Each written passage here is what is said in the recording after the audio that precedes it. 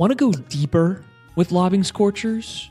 You know, scratch under the surface, get down even dirtier than we already get? Become a YouTube member. Sometimes things just get a little too spicy, a little too weird, and a little too loose for the general public. And you know, the people to see that are YouTube members. We're talking about exclusive bonus videos, the podcast after show, exclusive written content, and little bits and pieces of information before the unwashed masses know about it. As a member, you not only get access to all of this amazing content, you get a badge next to your name and a slew of amazing emotes to use, not only in our live stream chat, but also in our comments section. And yes, we do have an emote for Jesus Ferreira, Ghost Snack, and Paul Rothrock. This is the best way to help keep us independent and keep us building out this crazy YouTube brand that we call Lobbing Scorchers. Hit the join button down below or hit the link in the top of our description if you're on mobile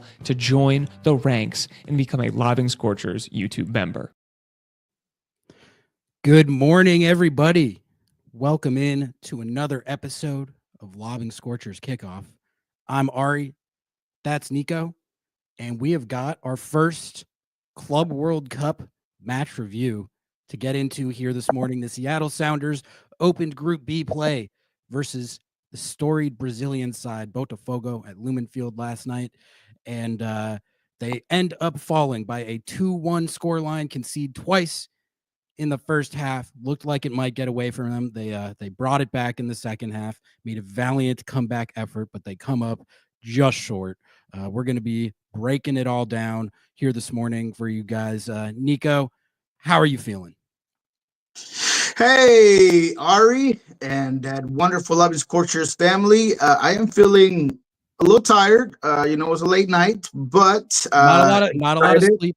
Not a lot of sleep. Not a lot of sleep, but I did get a lot of caffeine this morning. The hair is not on point necessarily, but I said, you know what?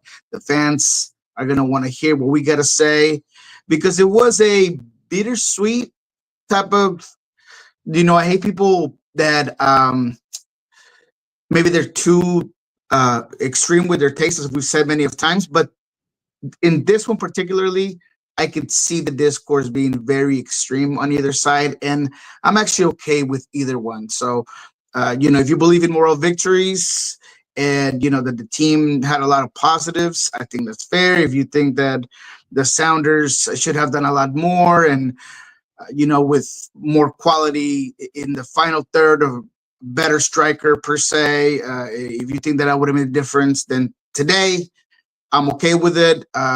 But for me, particularly, I thought Seattle put up a good showing, and I think there were some positives.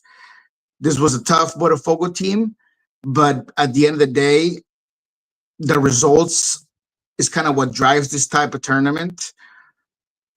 But we knew going into this Club World Cup that this wasn't necessarily the be-all type of tournament, right? I mean, we knew that all we had to do was compete. All that the Sounders wanted to just showcase who they were, put up the style of play, look competitive, and I think in that regard, they did it. Is it unfortunate and does it suck that it feels like you were so close and maybe 5 or 10 more minutes of that game, you probably equalize it?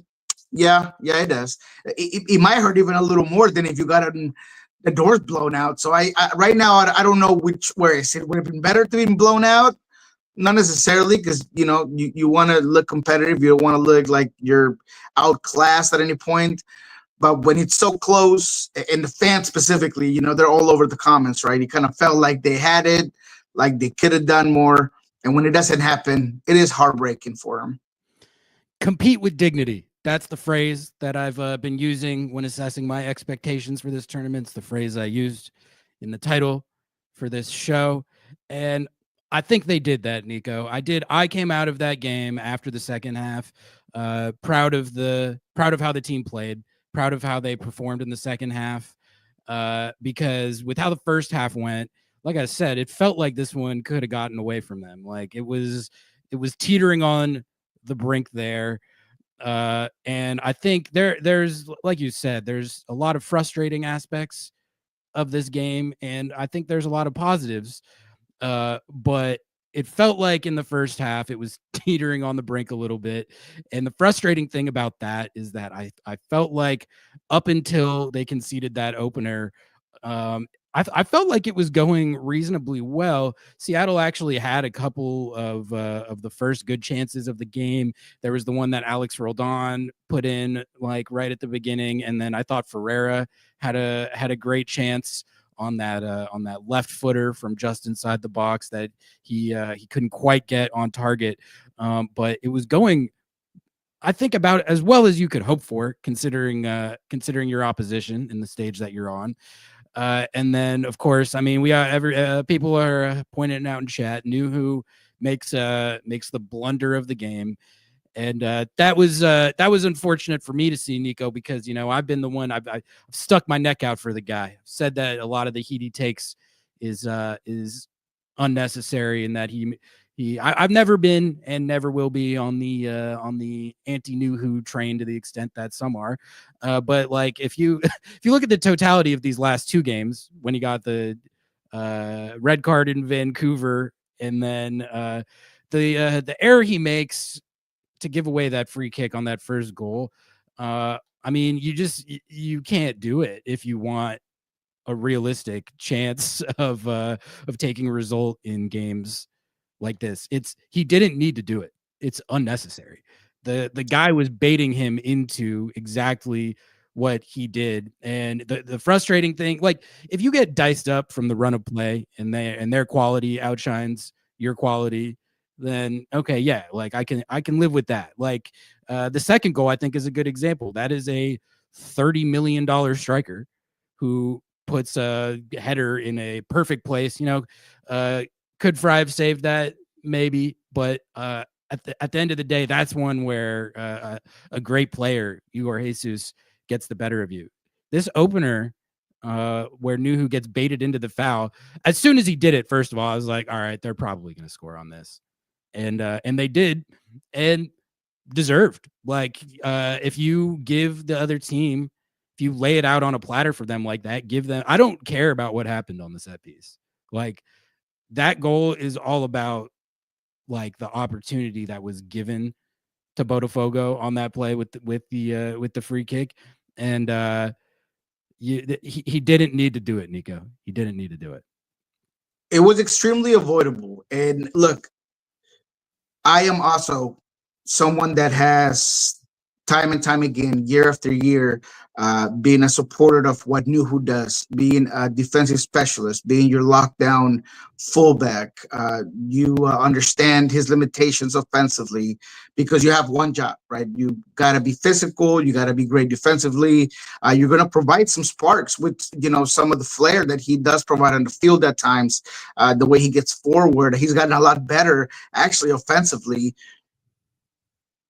But my biggest issue with the mistake is that it's rapidly and more consistently turning into a pattern. Yeah. When you're just coming out from a game where you cost yourself a red card, possibly cost the team the descent of that game in Vancouver because of a poor decision, and then you compound that by going into this game. And I totally agree with you that, look, in that first half, there's a 20-minute span where Seattle is actually looking pretty well. They're holding possession. They're moving the ball well. They're switching the point of attack. They get a couple of chances. The Ferreira one you mentioned was nice. He gets rid of the defender, hits it with his left, can't really put it away. There's an Albert Rusnak opportunity.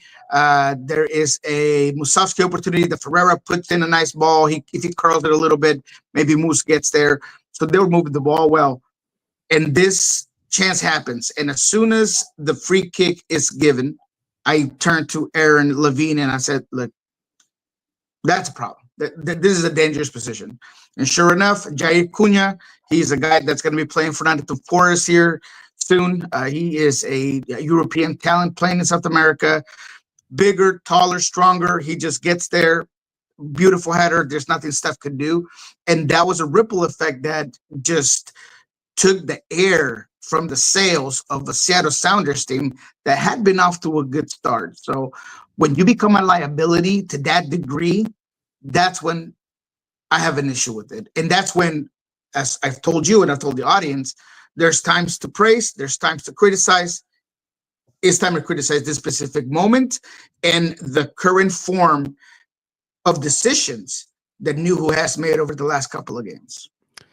Yeah, and he comes out at half. I'm not sure how much of that was like disciplinary for the mistake he made, or that he was on yellow card for that foul. So maybe you don't want to risk him getting the second yellow, which God knows that seems like it would have been a possibility if he had stayed in the game. But I thought one of the biggest positives of this game was RBW actually coming in at that left back spot in the second half.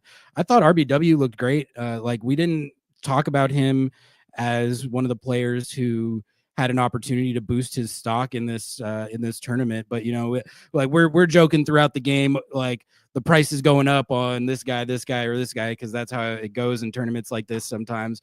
I think RBW actually did quite a lot to put himself back on the radar of clubs in Europe who might have been looking at him at one point. Maybe they're still looking at him.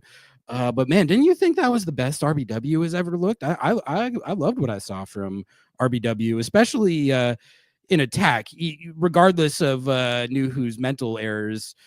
RBW brings a lot more in that aspect of the game, and I thought you could see it in this game. What did you think of RBW?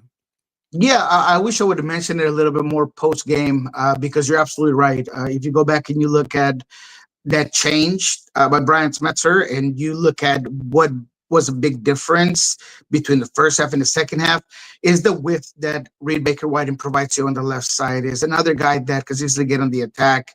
He put the guy on his behind, if I'm not mistaken. He broke somebody's ankles.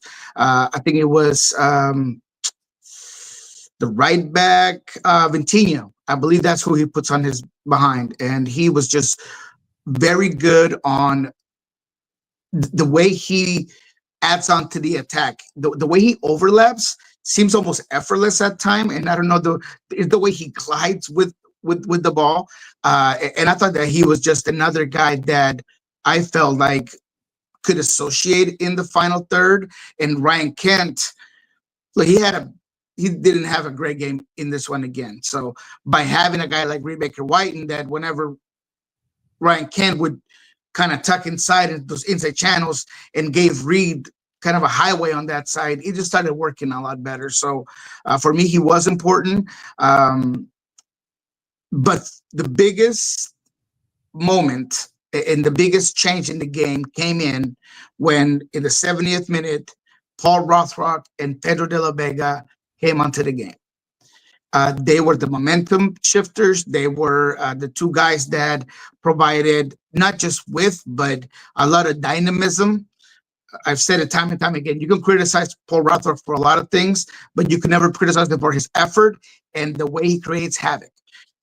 And on the other side, that's your other havoc brother, because you can say what you want about Pedro's sharpness, and at times maybe Brian wants him to be a little bit more disciplined and not get so far inside. But when you're playing a team like Botafogo, that's compact, that is beating you physically the way they were, having a guy like Pedro obligates you from having a guy like Alex Telles, that if you allow him to get forward easily, he's going to give you nightmares.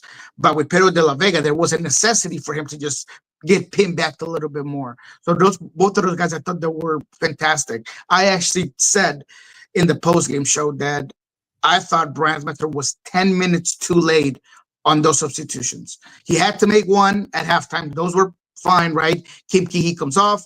He's restricted on minutes. You bring in Jay Bell. We just talked about Reed for Nouhou. All right, you let it roll. In the 60th minute, there should have been a change. And that was those two substitutions right there. Honestly, if it was me, I might have pulled Moose off and let Ferreira just cook for a little bit longer before I brought in Osase. But that's just me. So I'm not going to criticize that. But the moment in time for me was the 60th minute, so you could give those two guys a little bit more time to settle into the game, to create havoc, and get you into this game, because that's what they did. Both of them were spark plugs. Both of them changed the game, and they exposed the flanks in a way that the team did not before they got into this game. So those are some of the things that I thought could have been done a little bit better in terms of Brian Metzer. Rosie says, is it just me or was the referee hesitant to give Botafogo yellow cards? Not saying we lost because of the ref, by the way. It felt like that, well, Botafogo was definitely, they had an intent on, I like that foul, like right after kickoff on Ryan Kent. That's like a statement, like tone setting type foul. Wouldn't be surprised if they were like, we're going to put someone on their ass, like in the first couple minutes of the game. And it did feel like that the ref was hesitant on yellows, but Paul Rothrock pointed this out after the game. Like they're very smart about like the timing of their fouls and the area of the field where they do it. He was like, yeah, there was times where it looked like, you know, we won the ball and we were going to get on the break, and they commit the foul in an area that stops us from being able to counter, but it's in an area of the field where they're not going to get a yellow. Like, it's not like we're already out and running in transition and then they do it. They like would do it. But so that's kind of just those like smart tactics, I think, in the game of chess. Like Botafogo, they were tactical and intentional about when they were doing it. Oh yeah, go for it. No, I mean, you're absolutely right. I mean, they're a savvy team, and you knew coming into this game that, I mean, you don't win Copa Libertadores without having experienced players. You don't win the Brasileirão, one of the most competitive tournaments in America, without having experienced players. I mean, you're talking about Freitas and Gregory, both were huge, fundamental for that 2024 run. We just talked about Yari Cunha. He's fantastic. You talk about Arthur, Alex Telles. I mean, all of these guys are experienced players that know exactly when to foul. I think that the ref did fine. I mean, he was consistent and he let a lot of play go, which I kind of tend to lean toward. I'd rather have a referee that allows play rather than one that's on the whistle trying to be a protagonist and trying to steal the show. So I didn't have an issue with the refereeing myself.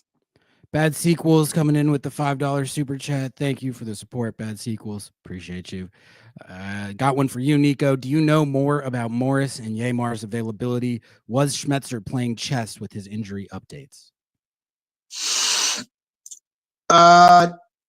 Yeah, I honestly, if I could say anything, is that he was probably doing more of a poker face type of situation there, where I think that he talked about Jordan Morris being a lot closer. And I think he is closer, but I don't foresee Brian Schmetzer risking him because he's just quite not ready. And he's been partial in training. He's been doing a lot of work off to the side, similar to Kim. And Kim was, only ready for 45 minutes. And Kim looked, at least in terms of training, ahead of Jordan Morris.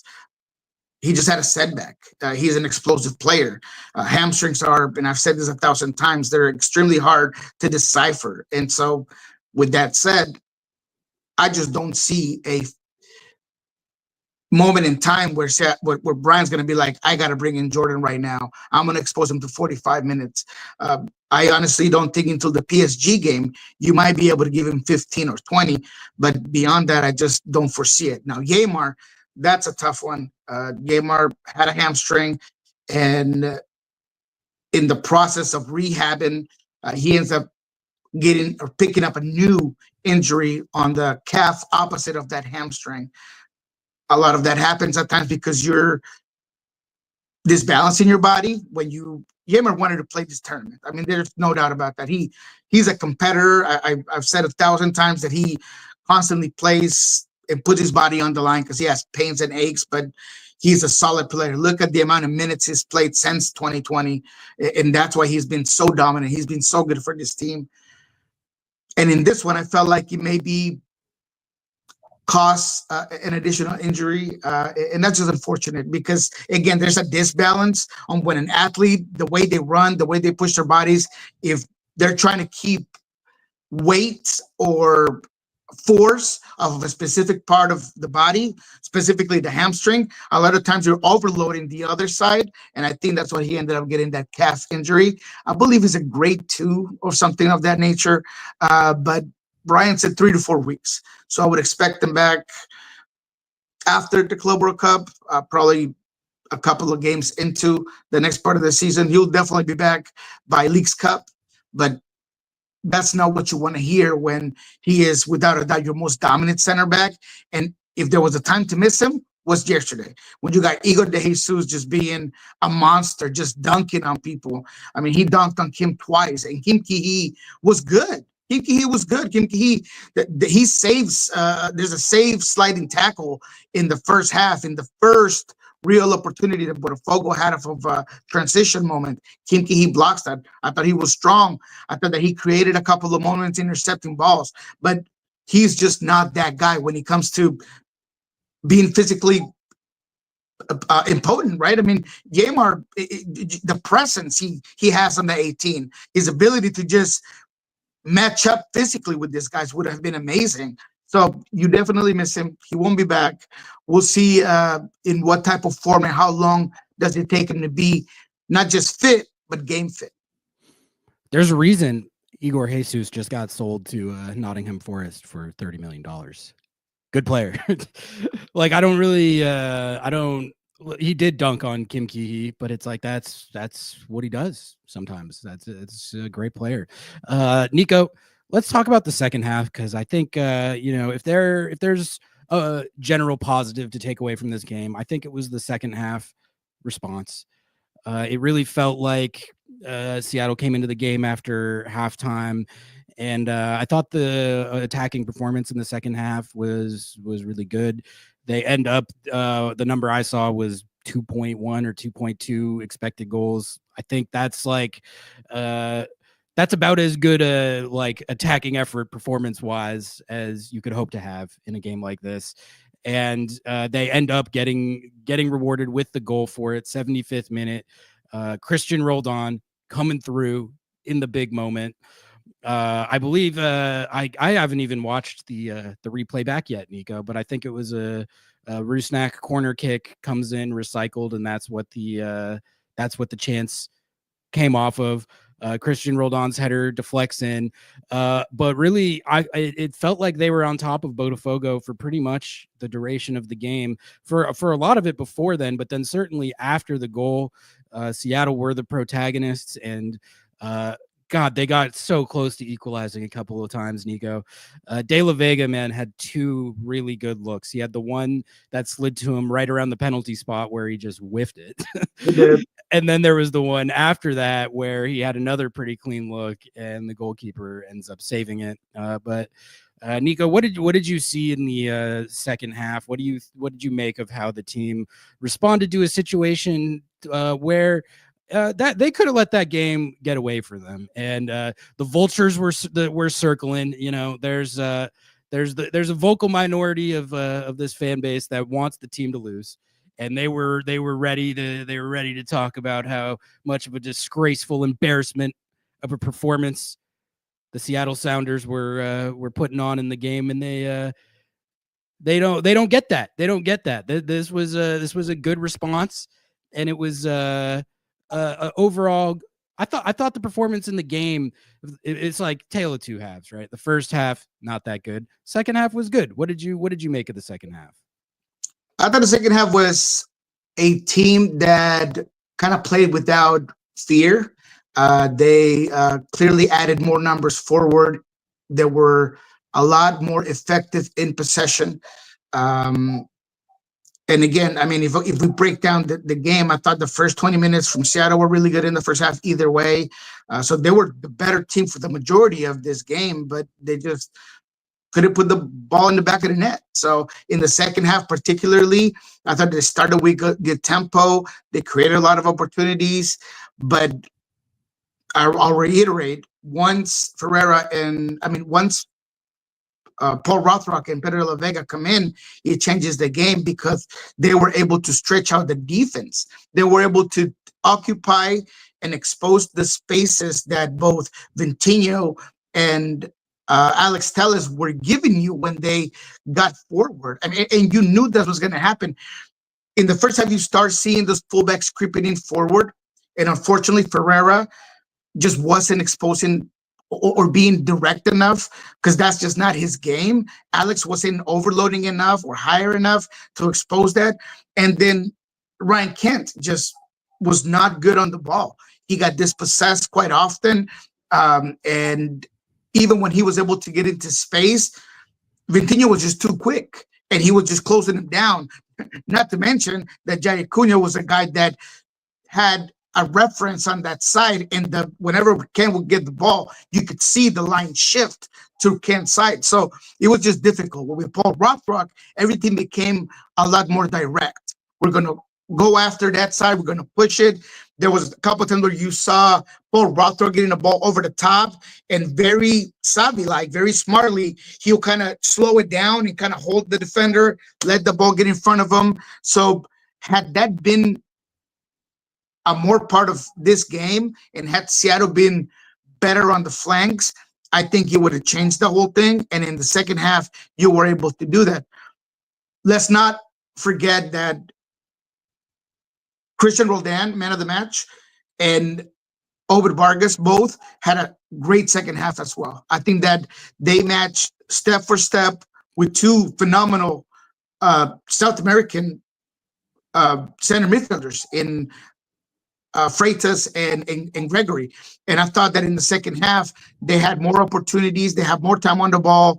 They were able to get higher up the field, specifically Obed. He got a lot looser when those two players came in the second half. And I think it had a lot to do with, look, we're down, we're chasing, so we're going to be a lot more aggressive.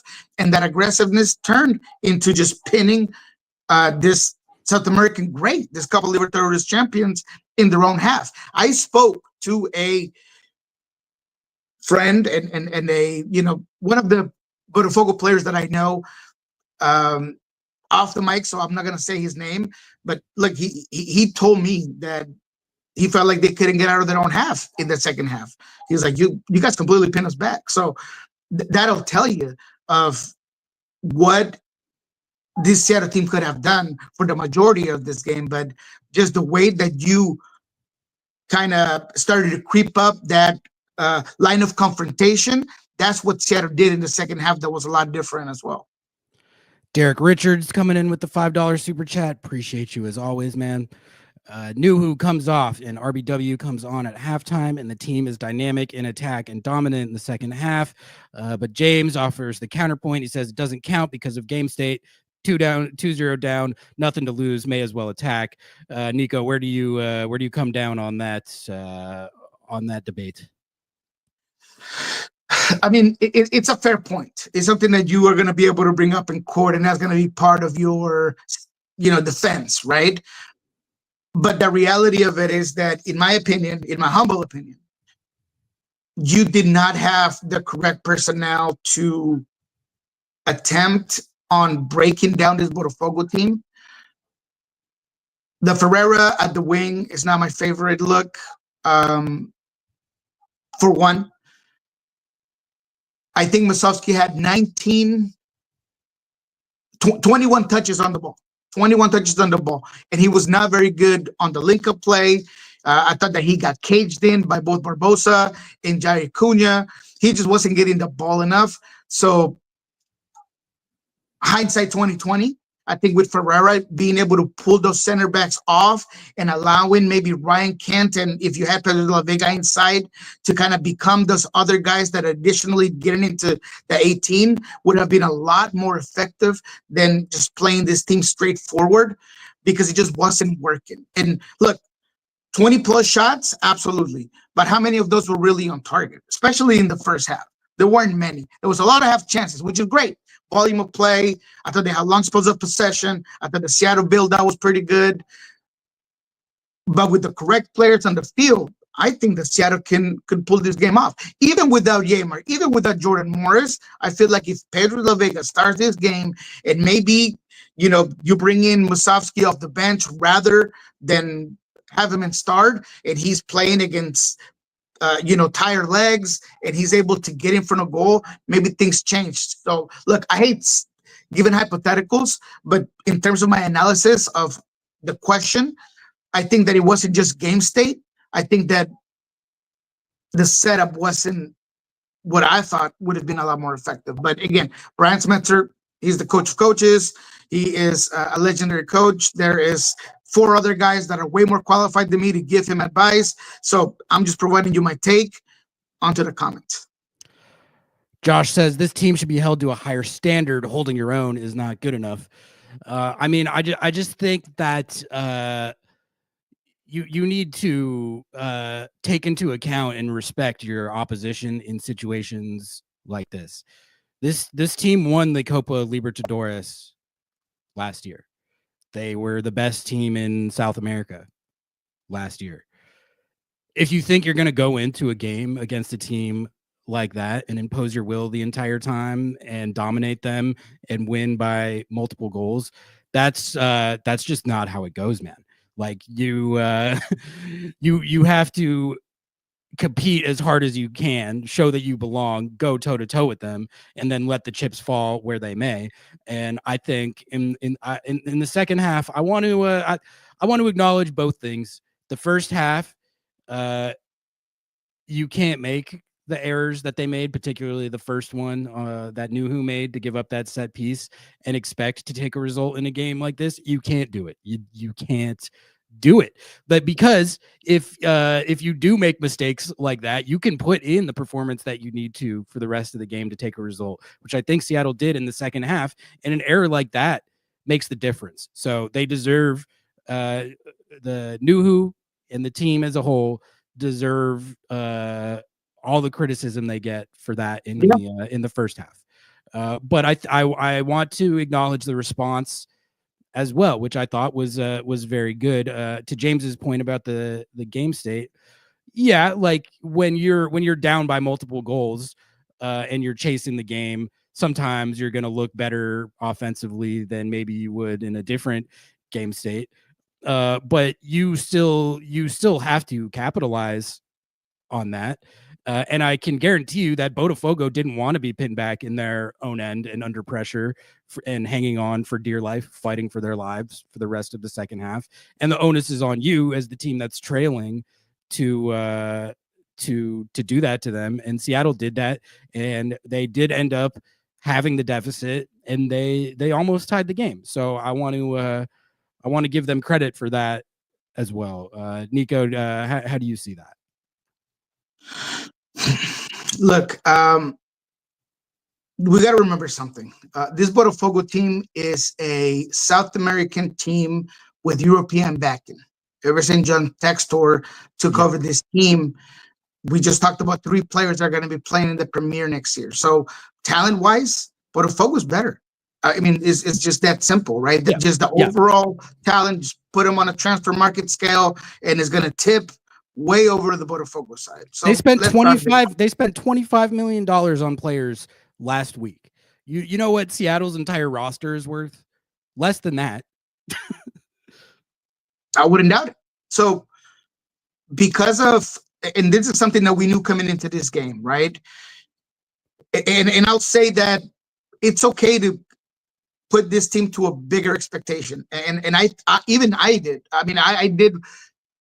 Going back to the way the game started, the setup, everything, I thought that this team could have done more.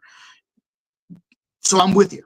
I do feel like you got to put them onto a higher expectation. But we can also not be naive and blind and not act like the entire group, they're above our weight class. And I literally asked this question to Brian Smetzer. How do you strategize to play beyond your weight class? I mean, there is nothing in sports that could possibly put you in this sort of situation. Maybe U.S. Olympic basketball team would be one, but aside from that, no other sport is going to be able to give you any sort of analogy to the type of difference that you have when it comes to talent. Now, this was the game that you kind of had a very good chance on. I thought you played well on it, but that still doesn't mean that the resources, the talent was a lot higher from Botafogo. So although I do wish that this team would have played better, and I wish that this would have been a healthy, all-in Sounders team where you could really see how they matched up 100% to 100%.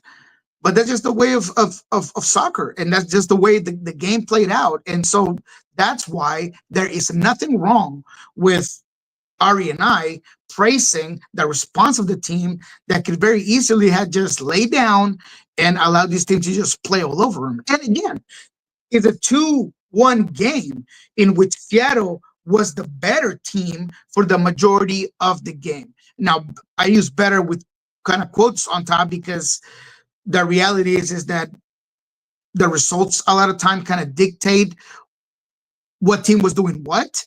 You got to credit Botafogo for the way they played, for the way they defended. I mean, Igor de Jesus was everywhere. Savarino had freedom to do what he wanted. He was playing out wide on the left side, but he would come in all the way to the right. He obviously the 4-4-2. That's the setup that they were trying to go off of, but a lot of times it was just one striker and Igor de Jesus almost being a false nine, coming in, getting the ball. I mean, there was just so much movement that you got to praise what Botafogo did.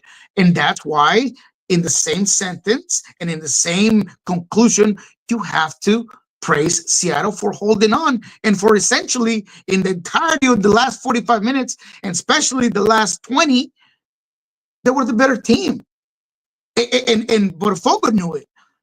So you guys should know it as well. If the Botafogo players themselves are saying, man, you almost had us there in the second half.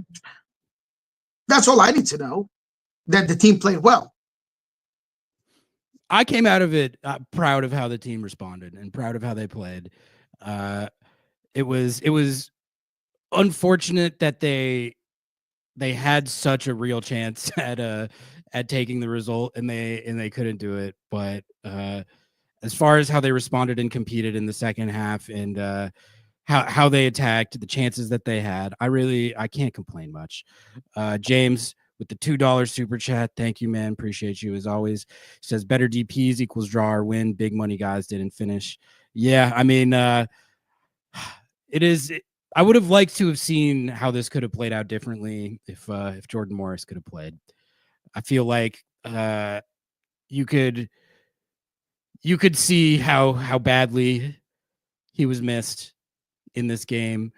I thought Moose was doing what he could out there, but it was a situation where the quality disparity between I think Jordan and Moose, but also like you said, this Botafogo team, it's a different weight class. And if you don't have your full complement of heavyweights, in this case, Yeimar and Jordan Morris, it makes it more difficult.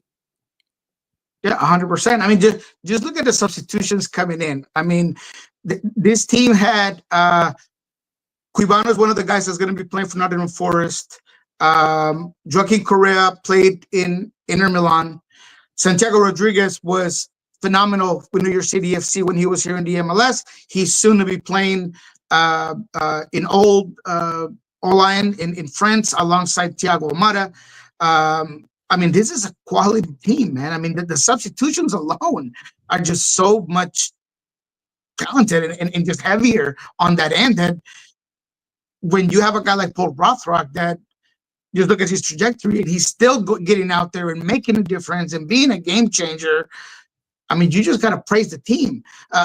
However, and I'm gonna agree with a lot of you when it comes to this team clearly needed more depth at the 9 position. And I'm not going to shy away from that. Whether or not to use the 10-day window, I'm not going to worry about it because the reality is that, as we mentioned, the Sounders team was not going to bring in a guy for this specific tournament. But I do wish that at some point there would have been an acquisition to help out. What happens if Danny Musovski gets cold? We mentioned that a bunch of times. I still don't believe that there's a true answer to that question. Osata de Rosario, he got in there, did what he could, but he's still just not that type of reference up at the 9 position. Man, there was Manuel, what was the name of the German guy that was in the press box? Manny Veth, transfer mark. Manny Veth. So the guy is, a big deal. You guys all have seen him. He kept talking about if Seattle had a proper 9, they would have had a chance, right? A proper 9, right? A guy that could really put the ball in back of the net. So I do believe that would have been a big deal. But at the same time, I do wish that the setup from the very beginning would have given Seattle a better chance. Because if you have your $7 million player, your DP guy, I don't even have the stats in front of me, and I don't have to doubt in my mind that in terms of goals, assists, basically all goal contributions, Pedro in all comps has been way better than both of the guys that were at the wings in this one. So that was a bit of a head scratcher. I also know that the best Ryan Kent we've seen has been coming off the bench. So maybe if you start Rothrock and Pedro de la Vega, you would have had a better chance. Sure. Maybe if you start Ferreira at the 9 and try to figure out if that was going to work, that would have been great. But I would have liked Seattle to have put their most talented players on the field just to see if that was going to be able to work. I understand and I hear everybody see the keys typing what happened in Vancouver. It was the setup, But at the end of the day, for this one, I think that the proof is in the pudding. And when those guys came in, the game changed a lot. And that's why I just wish that same lineup would have had a little bit more time to cook and eventually maybe get another result against Botafogo. Because now it's kind of over. And I got to go here in a couple of minutes. But I was asked yesterday in the post-game show whether, Seattle had a chance. And look, there's always a chance in soccer, but it's not very high, right? Can Seattle go there and surprise Atletico Madrid? Sure. I mean, again, I've seen Argentina lose to Saudi Arabia. Yeah, I saw Colombia in the 90s beat Argentina at home 5-0. I mean, there's been 1,000 of wonderful, underdog stories against big teams, including Real Madrid, including Barcelona. So can it happen? Sure. But it's just not very likely. I mean, Atletico Madrid, despite them getting beat 4-0, the scoreline doesn't really tell the whole story. There was 2 late goals from PSG. This is a team that has World Cup champions all over. Julian Alvarez, Rodrigo de Paul, Koke. I mean, the list goes on and on. This is a very good Atletico team. So Seattle has the work cut out for him. But I feel like, if anything, the Sounders showed that they belonged on the field. I saw fire in the eyes of Christian. I saw fire in the eyes of Obed. If they play with a chip on their shoulder the size of Washington State, perhaps they surprise some people. But all that we're hoping on in that game is that Seattle performs, that they show attitude, they show dynamism, and that they're able to, at the very least, push back against that greater force in Atletico Madrid. But all in all, Ari, I think that me and you are on the same page. Seattle could have done a little bit more, but at the end of the day, none of us really expected this team to get past the group stage. Still not over, but possibilities are slim. Maybe 5% chance that they get anywhere in the next couple of games. PSG is going to cruise control. So maybe in that game, do they just play with subs? Well, what's the reality of it? We'll see. I'm not going to, I don't want to get anybody's hopes up, but I'm also not going to say that there's 0 chances, because the beauty of sports is that there's always an opportunity for the Cinderella story, for underdog story, and Seattle could get a result. Absolutely. Niko, I know you were in a time crunch. Do you need to bop out of here? No worries. Yes, sir. I got to get out. I got a little something there at my daughter's school, so I got to be out of here, man. But thank you as always for having me on. Audience, hit us up in the comments. Like, share, subscribe. Make sure you help out my guys from Lobbing Scorchers, and we'll see you guys next week. Thanks, Niko. Appreciate you, man. Have a good one. Oh, no. Oh, okay. So man. We got Niko taking off, and Noah checking in from his car. I'm in my car. Vroom, vroom. Hell yeah. Tapping in, helping out with some co-host duties from on the road. What's up, man? How are you feeling? My plan for when Niko hopped off was to talk a little bit about our experience at the FIFA Club World Cup last night, which I was surprised that that you were still in the stadium by the end of it. But before we do that, I did have one comment from chat here I wanted to hit, which was Baby Beluga says, so we're saying these teams are just better, so we should be okay with the dumb mistakes. That is not what we're saying. You just need to be able to hold two different thoughts in your mind at the same time, which is that, yes, the mistake that Nouhou made that gave Botafogo their first goal on that set piece was ridiculous and inexcusable. And it can't be done, frankly, if you want like a realistic chance of taking a result in a game like this against a team like this. But the other thought that you need to be able to hold in your mind is that the second half response was genuinely good. The attacking play from the team that led to the goal that got it to 2-1 was genuinely good. And they also legitimately got close to equalizing. So it's just about it's not everything has to be either like the best thing ever or the worst thing ever. Like there's I think more nuance to it than is being implied there. Anyway, Noah, what's up, man? How are you feeling about what transpired last night? Let's get your thoughts on the game, and then we can do the recap the FIFA debacle. Yeah, I really I enjoyed the match. Like the actual football. It was like a fun game. Like it was great. Like I've enjoyed all of these matches. I've watched basically every game. I guess I've only watched 4 of the games, but regardless, I've actually enjoyed all of the soccer that's been played. I thought that the grass looked awesome. It played so much better at Lumen Field with the grass. I thought was cool. The players said the grass was like great.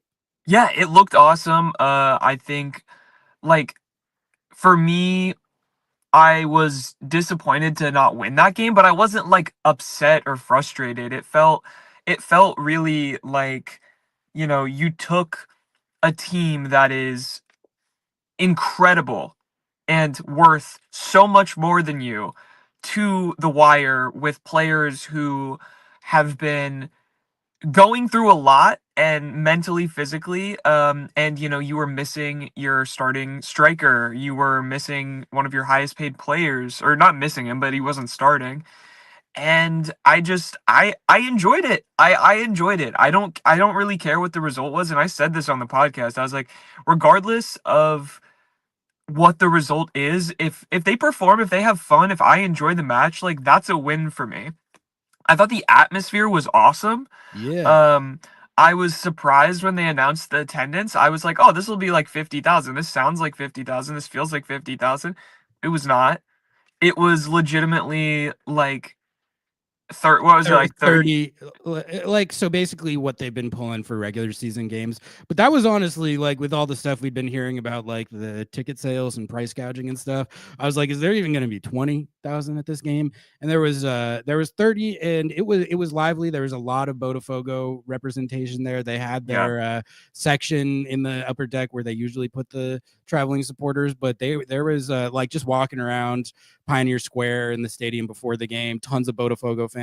So that was cool to see. And overall, the game itself in the atmosphere, I think it exceeded my expectations. I wasn't really sure what to expect, but you're right. Like it was an entertaining game too. It wasn't like a slogging it out. Like it was end to end. Yeah, it was like chances. Good. There was goals. Like it was like good soccer, and it didn't feel like any one team was dominating. I think it felt like the Sounders, if anyone, were dominating in attack. It just they weren't able to finish the chances that they had, which I've heard that story before. So if there's one thing to be negative about, I think it's that. But I think the defense acquitted themselves very well. I thought Stephen Fry had a great performance. Yeah, I thought it could have gotten out of hand if he didn't step up. I saw some people like getting upset with him about the second goal, and I'm like, I don't think you guys understand how great of a header that was, and like the technique and placement of that. And I'm sure Niko already said this. The placement, we didn't talk about that goal, and well, I mean, I was talking about how like that, like a play like that is more. That's just down to a great player making a play more than like much you could have done differently. Yeah, it looked like Fry had like an opportunity to to move over there and maybe get to it.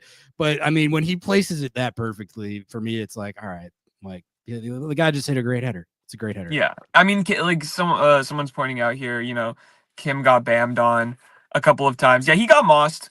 He got mossed twice. Like he got bammed on, but I mean, that's two strikers who are incredibly lethal, and I don't think that it like happened specifically because Kim made a defensive error.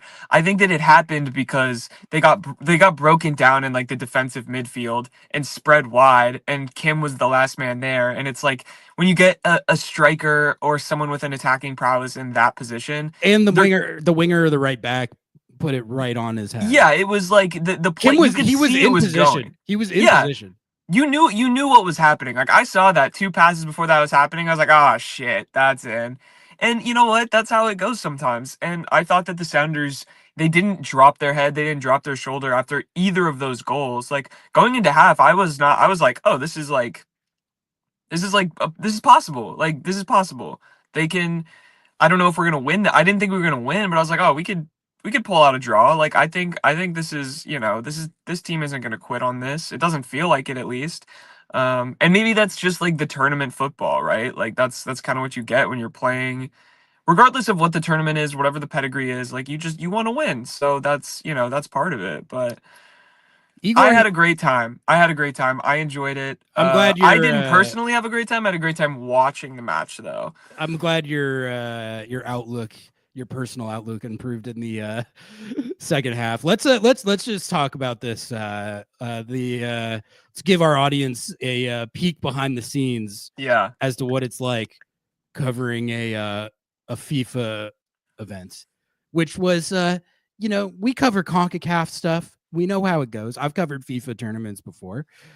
It's always an interesting time. But Noah, I think this was legitimately the worst planned and executed event of any sort I've ever. It was unbelievable. Like it got to a point where like I couldn't even be mad. It was funny. Like it was like I felt like I was living in a sitcom at certain points. But I'll tell my story. Yeah, like the nutshell. We both had harrowing journeys. We did getting into the stadium for this game. I'll just I don't even know if I gave you the whole breakdown of exactly what happened to me. I don't think so, because we didn't even see each other for like the first 70 minutes of the game. So it was just an absolute debacle from the literal second that I stepped into the stadium. Nothing worked. So the way they did it was we got our credentials, and there's like a QR barcode or whatever that they they scan you in, which the first thing I'm like, why is the scanning component even necessary to begin with? Big tech, Ari. Big tech. Most tournaments that I've been to, they just give you the badge, and then it says what you have access to, and you just can visually look at it, and that system has worked fine for generations, as far as I can tell. But so I'm going through security to try and get in, and they try and scan me in, and the first thing I hear is "Wah!" like access denied, and I'm like, what's going? So I go, and they're like, okay, you go stand over there with those two guys who also didn't get access in, and it's two guys from the Sounders design team, Ethan and Christian. And I was like, what's up, guys? They're like, yeah, they won't like scan us in. So they go up the entire chain of command. We had like 6 different people come through trying to like there must have been a furious WhatsApp thread, dude. I can't even imagine. So eventually they got me in. But then the real show started when you get in there and you're trying to figure out where to go. And I just went to the press box like normal. And there's the guy standing there, and he's like, oh, you can't come in here. I'm like, the press box? He's like, yeah, this is zone 6. This is zone 6. You're for zone 5. Yep. And I'm like, well, but that's where I'm pretty sure that. And he's like, no. This is zone 6. You got zone 5. You're in zone 5 on your. This is zone 5. Yeah. And I was like, where is zone 5? And he was like, I have no idea. I don't know. Yeah. None of the staff there had any idea. Like, you could tell no one had told them anything. If you asked them like a question of like, where is zone 5, they didn't know. Like No. they had no clue. And I felt bad for them because like they wanted to be able to answer my question, but like they clearly just didn't know. But like the whole sequence of like, this is zone 6, you're in zone 5. I don't know where zone 5. Zone 5 is zone 5. It's like, am I in like a Abbott and Costello skit right yeah, now? it was Like, tight. It was tight. It was like, okay, no, you're a writer who should only have access to the press box and the post-match like media area, but you're in zone 5, which does not give you access to either of those two things, even though you very clearly registered as a writer. And then zone for 5, me, there came a part where I was like, I think zone 5 is more of a concept. it is a concept. It's a vibe. It's not a real, it's a vibe. It's not It's like a a real vibe, zone. Because if you asked the average staff member there, what is zone 5? Where is zone 5? What does zone 5 do? Are there zones 1 through 4? I didn't see zones 1 through 4. Maybe when you went down to the tunnel, that was zones 1 and 2. I saw 3. I don't know. I don't know what 3 means. No one had any idea. Like, how is it possible, like an event of this scale, absolutely no one there has any idea what's going on, including when they went up the chain of command, they would come over and be like, I have no idea what's going on. They're trying to fix it right now, but we don't know how long it's going to be. And then I remember the guy who was like the volunteers who were like scanning into the sections that weren't with FIFA. They're just like general like Lumen Field people. They were super nice. And he just kept coming over like every 3 minutes and scanning Ari's badge, and it would go access denied. Oh my god, it was incredible. But I mean, tell the people your harrowing journey. It was so I get to this match about 5 hours early because I had to pick up my credential. I hadn't gotten it yet. I show up. I'm waiting in line for 30 minutes. I hand them my ID and I say, hello, I have a credential to pick up. And they say, absolutely, we see you right here. So they take my ID, they go back, and then I'm like waiting, standing there at the window for 5 minutes. And then they go, Noah Brandon? And I'm like, me? She's like, oh, sorry, that's your middle name. And I was like, yeah, whatever, it doesn't matter. Now you know my full government. But she's like, yeah, you need your passport to get your credential. Which I did not, by the way. I got my Ari didn't have to use his passport, but apparently I did. And I normally wouldn't have my passport with me, but we had just gone to Canada and we were both really lazy and I accidentally left it in my car. So I did have it. So I run back to my car, which was like a 15-minute walk back up all the way around into the parking garage, into my car. I get my thing, the passport, walk all the way back down, all the way back around, all the way to the thing. Wait another 30 minutes just to go through the line. Because, of course, there's one person working for credentials on game day. Yeah. You know, because that's a good idea. That's all you need. That's all you need is just one guy. And so I walk up to the window and I say, hey, I was just here. Here's my passport. And so I hand it to them. And she goes, hey, so, yeah, our credentialing system, it's broken. And we can't print any credentials right now. And we don't know how long it's going to be. And we don't really know if you're even going to be able to get into the game. And so I go, sick. Hell yeah. Hell yeah. At this point, I'm just like, you know, whatever. You know, like this, it is what it is. Like, they can't do anything. So I go, I give them I get my passport back. I'm like in the queue, whatever. And so I'm standing and talking to a couple of photographers who I know. And, you know, they're like, I'm supposed to be sending photos right now. There's like FIFA employees that are like, I'm supposed to be on the clock right now, but no one can get in. No one can get their credentials. An hour and 45 minutes after I had just waited an hour because I had to wait in line and then go, you know, get sent back, all of that. They finally give me my credential and it prints. So we're like, I don't know, an hour-ish or more before kickoff. I walk in, I scan in, whatever. People behind me are getting yelled at because they're like leaving. Like, normally you can bring in water, like reusable water bottles as a reporter. They weren't letting people do that for some people, but some people were at other gates. They were changing the rules on the fly. I get in, I go up to the press box, and I see Ari just standing there. just quarantined, unallowed. Like, he was just standing in a corner. They like would not let him in. And I'm like, oh, I know this is gonna be trouble for me. If Ari can't get in, fuck. And so I have him scan my thing, and he goes, "Wah, wah," and I'm just like, at this point, I'm fed up. I'm fed up. I'm fed up. And so I thought you FIFA were gonna get it. I thought you were gonna get ejected, like it was it the was Seattle close. Sounders at BC Place. I turned to the FIFA official who was like trying to help Ari, and I looked at him and I said, I have photographed basically every major sports event other than a FIFA event, and this has to be the most shittily ran bullshit service I have ever experienced in my life. The fact that I can't just go into the press box or get my seat or get my bib or do any of this stuff. This is amateur hour. This is bullshit. And so I'm not normally a crash out like that, but I just had it, man. I just about had it, and everyone around me was frustrated. And I one of the Sounders PR guys who we're cool with, he grabs me and he's like, "Bro, chill. They're gonna kick your ass out. They're gonna kick your ass out. Like, I watched them do it. Like, just chill." And so he goes back and they're like, "Oh, did you deal with him?" And he's like, "Yeah, I dealt with him. I told him how it was. I got on his ass." So thank you, Alex. And then we waited around for another 30 minutes to try and get into the and they press would box. every once in a while they would come up to us and be like, "All right, we'll try and scan you again." Yeah. Access. So I never got access to the press box because I wasn't allowed, apparently. I wasn't allowed to be there, so that's tight.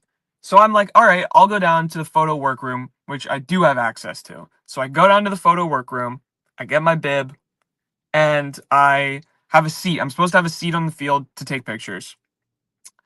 10 minutes before kickoff, I get an email, Ari. You know what it says? Access denied. Your seat has been revoked.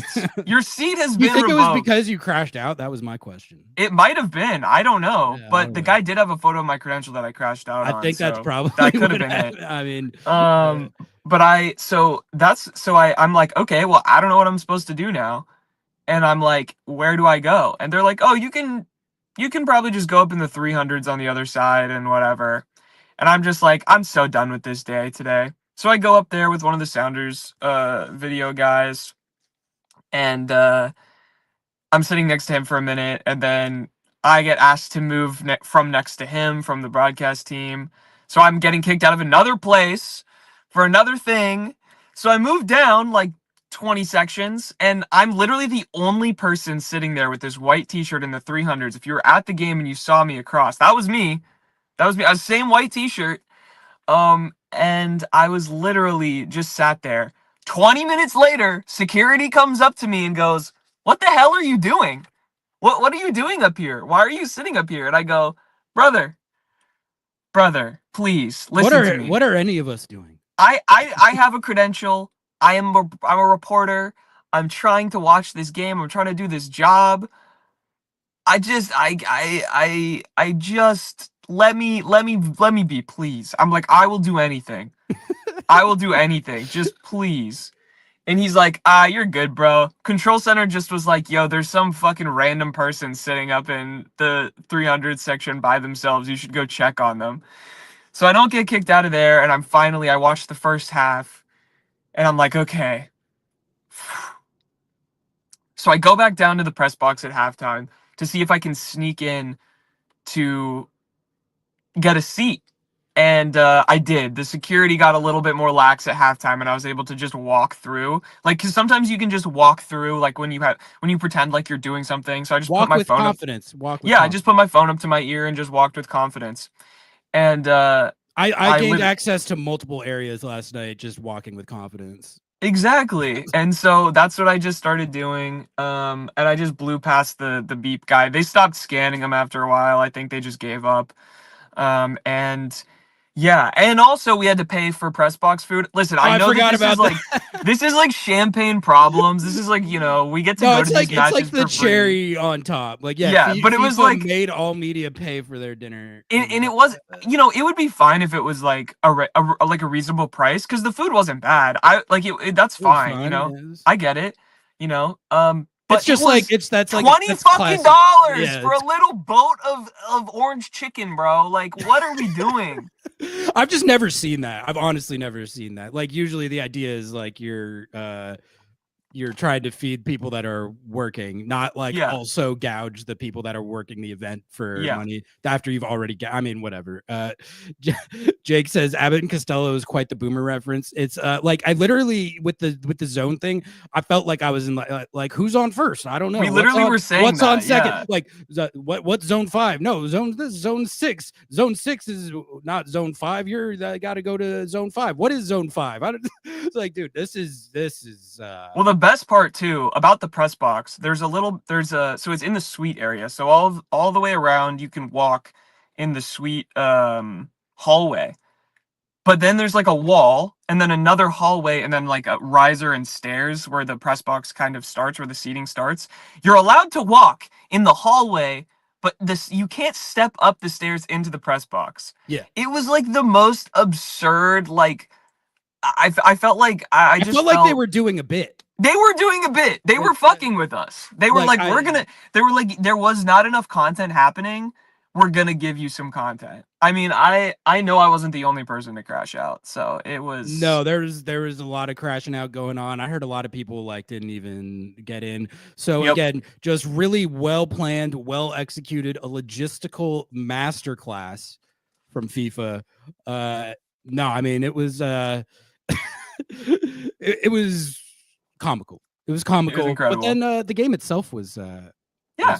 So, yeah, an airplane bit, Gianni. Exactly. It was like that's what I felt like. That is what my what my life had become. We'll see if they get their act together for these future games. I gotta say, like, you know, I grew up attending public school in Santa Fe, New Mexico, so I know a thing or two about people running an operation that have no idea what they're doing. This was up there. This was up there. It gave me flashbacks. It reminded me of Santa Fe High School. Shout out Santa Fe High. Claudio says, as a Botafogo fan, I can say it was a tough game. Sounders gave us a hard time. Great game. Yeah, great game, man. Thanks for stopping by. It was fun to watch. Fun to watch our clubs face off, and it was a GG's, man. It was a GG's.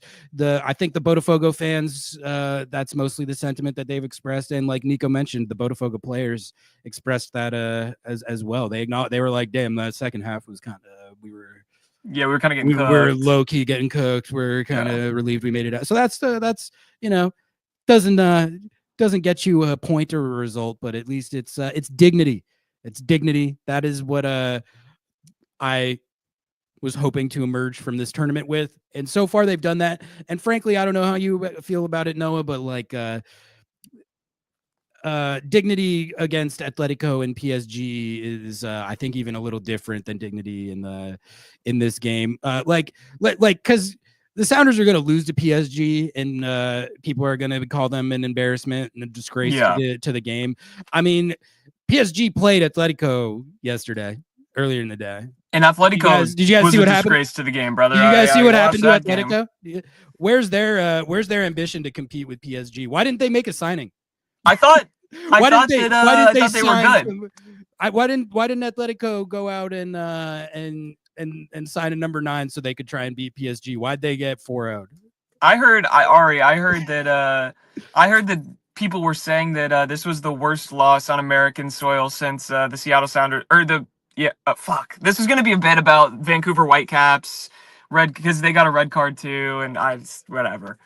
Game looked like the Whitecaps game. Like PSG made them crash out. It was incredible. Yeah, I fear for the Sounders' lives. As long as the Sounders can stay level-headed, so basically don't play Nouhou in that game. RBW RBW starting. Yeah. I mean, this PSG game, I don't know. I think there's, two potential conclusions. Maybe the PSG game is going to be that bad. Maybe Atletico is a little vulnerable. I don't know. They got 4-0'd. They got 4-0'd. I'm just saying. Seattle didn't get 4-0'd. Didn't get 4-0'd.